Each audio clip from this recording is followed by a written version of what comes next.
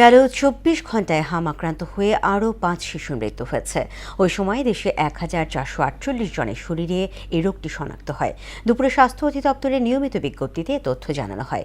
এদিকে হামের টিকা নিয়ে অবহেলা ও গাফিলতি নিয়ে স্বাস্থ্য মন্ত্রণালয়ে গঠিত তদন্ত কমিটির প্রতিবেদন ২ সপ্তাহের মধ্যে দাখিলের নির্দেশ দিয়েছেন হাইকোর্ট।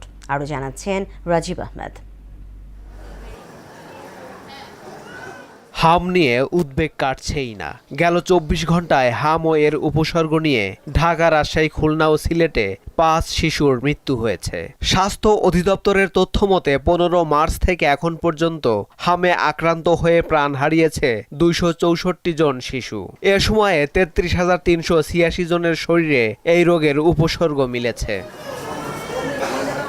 এদিকে হামের টিকা নিয়ে অবহেলা ও গাফিলতি নিয়ে স্বাস্থ্য মন্ত্রণালয় গঠিত তদন্ত কমিটির প্রতিবেদন ২ সপ্তাহের মধ্যে দাখিলের নির্দেশ দিয়েছেন হাইকোর্ট। পাশাপাশি হামের টিকাদান অব্যাহত রাখার নির্দেশও দেয়া হয়।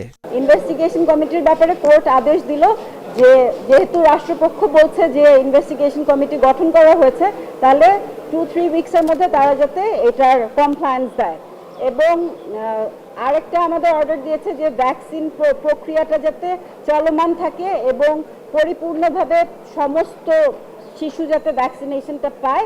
এছাড়া গেল ২ বছর হামের টিকা কার্যক্রমে অবহেলার সঙ্গে জড়িতদের বিরুদ্ধে কেন ব্যবস্থা নেওয়া হবে না জানতে চেয়ে রুলও দিয়েছেন উচ্চ আদালত। বিগত আমলের যে ভ্যাকসিনেশনের নেগলিজেন্স ছিল, ওইটার জন্য এখন ইম্প্যাক্টটা হচ্ছে। তো আমার ইস্যুটা ছিল বিগত ১৫ মাস থেকে ১৮ মাস যে ভ্যাকসিনেশন কমপ্লিটলি আসে নাই, এইটা নিয়ে আমার ইস্যুটা ছিল। হামের প্রকোপ মোকাবেলা এবং শিশুদের স্কুল বন্ধ চেয়ে করা রিটের প্রেক্ষিতে এই আদেশ দেন হাইকোর্ট। রাজীব আহমেদ, মোহনা সংবাদ, ঢাকা।